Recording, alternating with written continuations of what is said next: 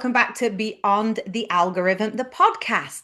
And today I've got somebody who I've been seeing popping up absolutely everywhere. And with absolutely good cause. It's Professor Andy Miah from Salford University. And you've got a really fancy title, and my dyslexia has completely forgotten it. So I'll let you introduce yourself, my friend.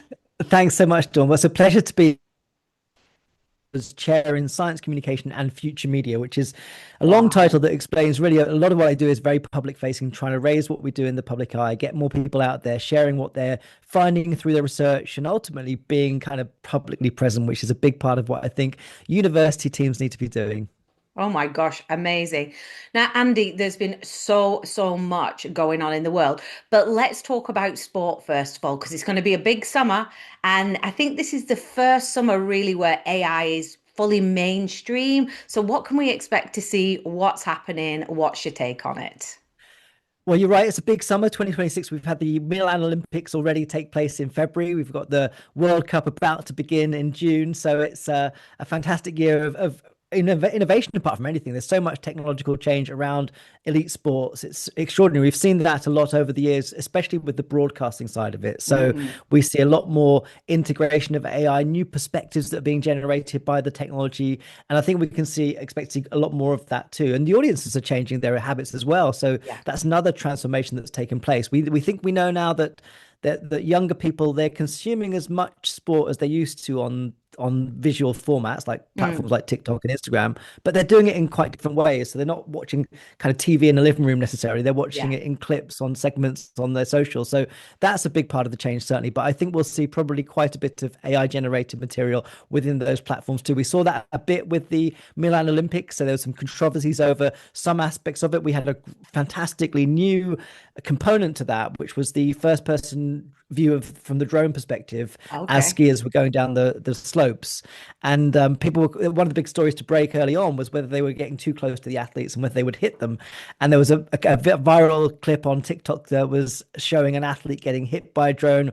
It wasn't clear whether it's real. It certainly wasn't real, but I think we'll see a lot more of that sort of stuff too. Yeah, and I think with great opportunity, I sound like Spider-Man now, there is a great threat. Yeah. But you're right. And I think we can't move away from this because, younger adults and people, of my age and your age, that they're consuming media completely differently. And it's so accessible now and people are enjoying it, but not just that, Andy, they're getting inspired by it. And that's what we want, right? Absolutely. And I think that we can't overstate how little we know about the transformation that's taking place right now, but Yeah. also the habits that will be formed through that too. And I think it's helpful to look back on every sort of advent of media transformation Mm, over the last century and sort of remind ourselves that we need to be very sort of thoughtful about the significance of that. So TV transformed everything. I mean, newspapers transformed everything, radio transformed everything. yeah. We saw it with social media, and some of that is quite detrimental, some of it's quite troublesome. And I think Mm. the scale of the change resulting from AI is absolutely enormous and completely underestimated at this stage. So that's why we need to really be very vigilant about it and make sure that we understand how it's working. Yeah, absolutely. And I think you're right about we need to kind of see this for what it is, not better, not worse, just exactly what it is, because we've been through fundamental changes before. But I think the difference for me with this one is we're having a lived experience all at the same time. So no matter what age you are, you're in this mix right now, and everybody's just trying to work their way through it. And of course, we've got some people leading the pack, but ultimately, I think we're all at the same exploratory, innovative phase. I think that's right. And I'm always sort of struck by how varied the experiences are of using any technology, actually, but also particularly AI and simple things like we think that everyone's got access to and is using platforms like ChatGPT, which is one of the most Mm-mm. prominent platforms out there, of course. But you ask people how many of you have used the audio version of that and had a kind of conversation with it, Yeah, and it's dramatically fewer. Usually in a room, it's less than 10% of the users that are already using ChatGPT. yeah. So even just going on those journeys of seeing what's freely available and how it can be used in quite sophisticated ways, it's still quite limited for many users. Yeah, absolutely. Now, this leads us nicely into the BBC last week were reporting, and it was a huge thing. Do you want to tell us all about that?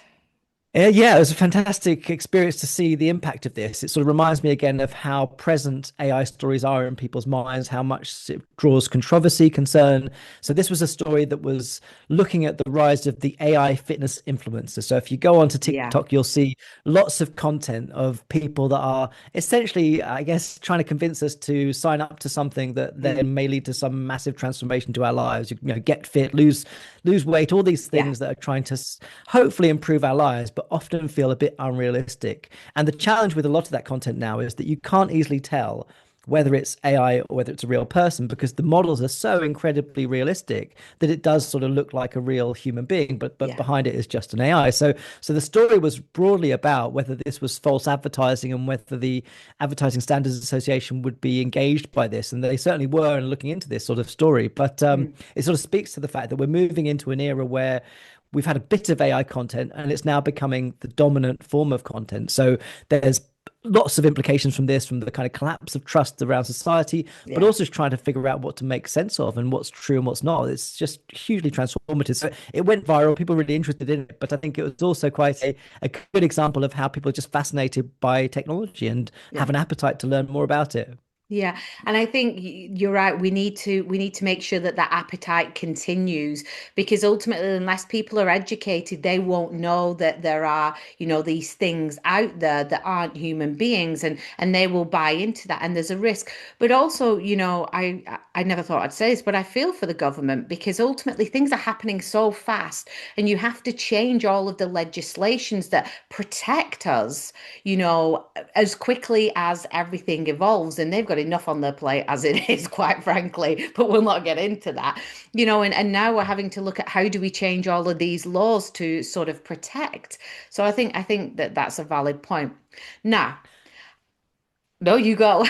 Yeah, well, I guess I would say to that, I've always been a strong believer in trying to build sort of resilience through your own sort of education. I think that absolutely we Absolutely. need to have programs and instructions that. So last year we had the national curriculum review in England Mm, that led to some interesting insights and conclusions, one of which was to build media literacy into all levels of education, yes. which includes things like AI literacy. So we sort of understand that that's an important thing to sort of formalize within the curriculum. But as you Absolutely. say, the pace of change is so fast now that you kind of have to be able to find a way to learn yourself and for that to be also embedded within the community. So I'm a big believer in getting stuck in, figuring it out, talking to others about experiences, in Mm. order just to keep up with it. But also, I would say, in order for you to get the most out of technology too. So you have to approach this, I think, with a bit of a kind of DIY mindset to understand and keep up with the changes that are taking place. Well, it sounds like you've got a business plan there. You know what I mean? That sounds like an app in the making.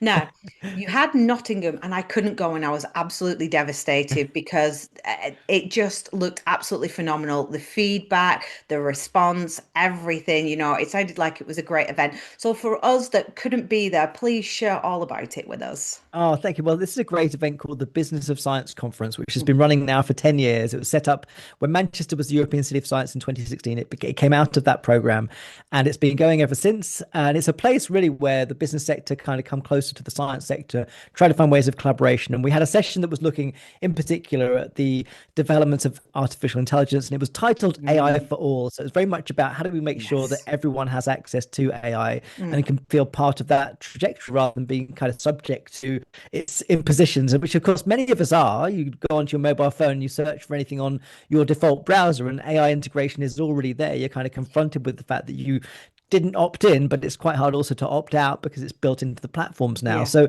this was all about trying to make sure people had a voice, participate, share, but also understand the scale of the transformation that's taking place. And when we think about sort of AI for all, we kind of often focus on simply the kind of point of access. So do we all have access to premium models that give us the best results? And of course, that's a massive problem. We really don't. Oxford University last year gave all of their students access to ChatGPT Premium. Manchester University did the same with Copilot a few months ago. So Yeah. there are initiatives that are very much minded to do that and make sure people can access the latest models. But there's also the kind of question of ownership. Can you really have AI for all if it's owned by just five technology platforms worldwide? Probably not. So there's an element of this that is about ownership, taking Yeah. some I guess, some degree of agency over the creation of the technology. And I think that's a really exciting part of this conversation too. So I was talking about vibe coding, which is, of Oh, course, known to well. many people in this world. But if you're not in this world, you've never heard of it. You've got no idea what it means. And there's a huge amount of demystifying to help people understand what's possible now. And again, that's a really empowering process, I think, especially for non-technical people to go through, because ultimately, if you've never been someone that codes, which I'm not, and but I equally use software quite a bit, then it feels quite intimidating. And if you can just understand even sort of what vibe coding is, it gives you a bit of a glimpse into how the AI sort of works together to make stuff happen. And that's, I think, quite an empowering process.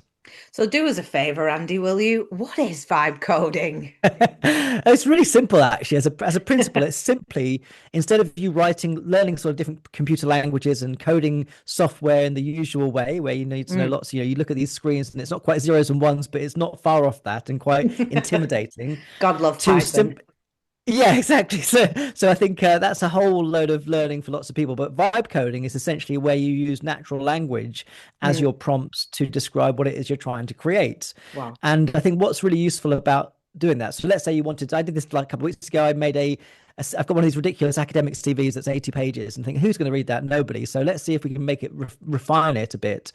And I created a dynamic CV generator. So if you were interested in my work on the Olympics, it Mm. would take that source data and pull out the relevant Olympic related stuff and then give you a 2-page CV at the end of it. And all of that was then created as a website, but all of it was coded using Claude and GitHub to then create the eventual code that went into the website. So again, it sort of sounds complicated as I'm explaining it, but essentially it's you using your natural language, how you speak, how you write, and describing what you want. And you see this in platforms like ChatGPT. A Yeah. few weeks ago, they released some prompt suggestions for people wanting to modify images. So let's say you want a profile picture, you've got a reasonable sort of selfie from a mobile Mm. phone, upload it to ChatGPT, write the prompt to turn it into a professional photograph or portrait photograph, and it will do the work for you. Now, what they did, which is quite helpful, is they've set up a few templates of prompts, which are both then quite instructive to show you what level of detail you want to put into your Yeah. prompt to get the right output, but also give you a sense of the sort of language you might use as well. So I think at the heart of it, what's exciting for me is it's getting people to really try to describe what they want using their own words, their own language, Yeah. without them having to go through any kind of, I Absolutely. guess, language filter in some kind of programming language. And that's what's really exciting. So just start with describing what you want and take it from there. Yeah, I think what you're saying is so important. We're doing some research and we're doing it on AI meta literacy with 13-year-olds.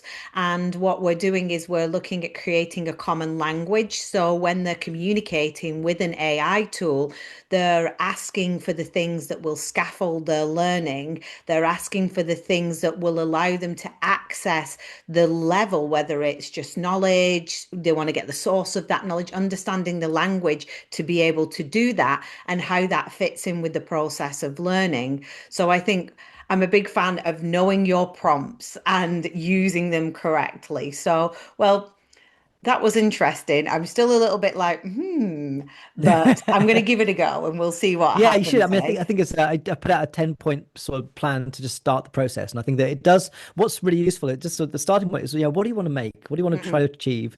And it gets you to really kind of focus on that, and then start to think about describing that. And of course, the platforms will help you sort of iterate that idea as well. Yeah. So it's, I think, using the platform kind of critically and carefully encourage you to sort of think more deeply about Yeah. what it is as well, and its value as well, which I think again is a useful process. For me, AI is at its best when it nudges us to think more Yeah. critically and carefully about what it is we're trying to do. And that I think is, what vibe coding can allow you to kind of, that's the journey it can take you on, where you are sort of thinking about why you're doing things and what the Yes. value of it is really. Yeah, and it should be a metacognitive process. It should cause cognitive struggle, not bypass cognitive struggle. Yeah, And completely agree. And I think that's where, I mean, there's some data published by, I think, I'm not sure if it's Nature, but a journal a few months ago where it's been, I mean, there's a few pieces like this that are saying that there's now data emerging that says that students that use AI are either sort of undermining their learning journey, yes, and either their results are worse or at the end of it, they might get better results, but they haven't actually learned the yeah, stuff. And of course, in universities and education more widely, we're quite concerned about the use of platforms that then can allow people to essentially mhm, orchestrate essays and the like with just the platforms, which is something we've been minded, I guess, for quite a while about, because ultimately we've seen kind of paper mills been around for a few years. So there is a ongoing concern about how the learning process is undermined by technology or whatever it might be. But I think that the studies don't really tell you about the sort of really good examples of how it can be used. So Yes, yeah, there's lots of exactly. bad habits being Of formed, course. certainly, but the goal is to get the good habits and get the best out of it. Yeah. And I think once we actually look at what the process of learning is, and then we look at how all tools mediate and support that process of learning, then we can start to really cognitively grow. And it allows us to expand our learning, but only when we understand what it is and how it changes the very conditions within which we learn.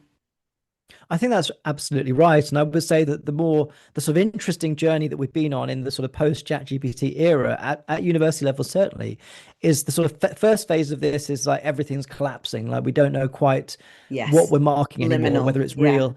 And the next stage of that is what is it we're trying to assess and why? What is the Mm. knowledge that's worth having in whatever sector you're working in, and why is that important? And then subsequently, what is the best way to test it? Because also we kind of step back and realize that the way in which we test, the way in which we assess, Yeah.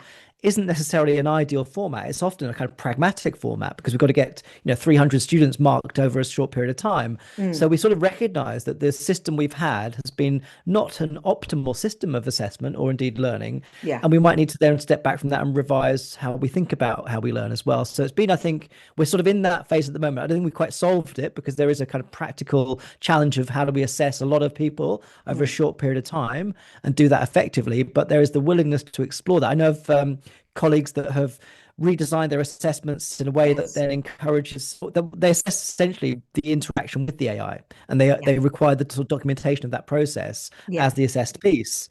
And that's quite an interesting, I think, example of how you can then bring some integrity to the process, but Mm. also reflect. I think for me, what's really critical is we want to actually reward people's use of AI in really advanced ways, right? So it's like it's just a good thing if you can do that really well. If you can show that you're using AI in innovative ways, we want to reward that, not actually say, well, stop doing it. So it's a good combination of the two things. Yeah, and it challenges the curriculum because what it does is it forces us to examine how are we developing metacognitive skills within our students?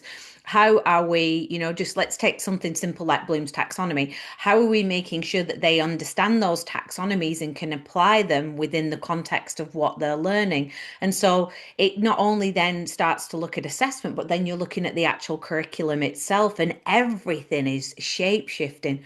But what I find upsetting about what you said is you said we're in a post chat GPT world. When did that happen? Time is flying too Well, I quickly. guess for me, what that means is, I suppose, that early stages of sort of understanding what it can do and using it, Yeah, and I guess in parts, sort of making it habits in our lives. yeah, Which I think, as again, I would say that still there's lots of people that aren't using it a lot or not necessarily daily, but yeah, I think that there's a sense in which AI is written into everything we're doing now. Chrome mm, has AI integration when you search for things, so there's an absolutely. element of now generative AI becoming written into everything that we do on a day-to-day basis, and Mm, it's trying to then make sense of that. I mean, I remember my son's 16 years old nearly, and I remember when he was sort of 4 years ago, he would come home, do his research on the computer, and he would open up Google, do a search, and he would use what's in the top half of the screen, which we know for people that know it's like sponsored content, but he yeah, wouldn't see that as sponsored content. He would just see that as the search results.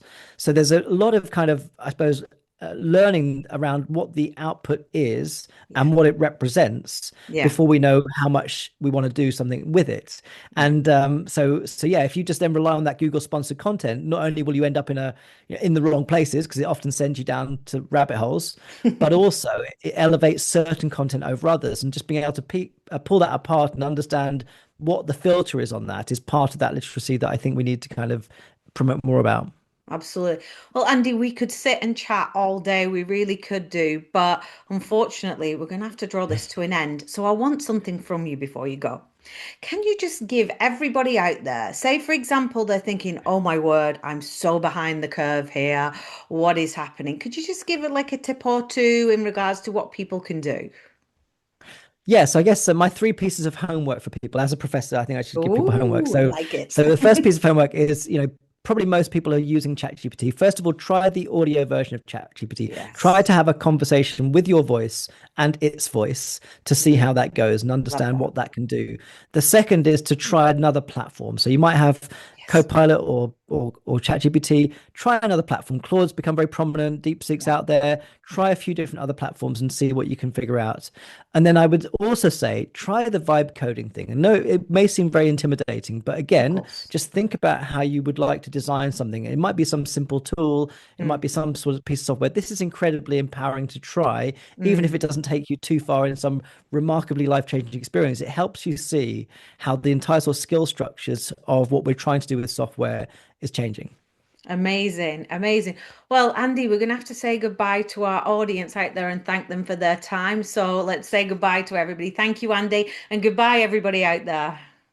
Thanks a lot. Thanks for having me.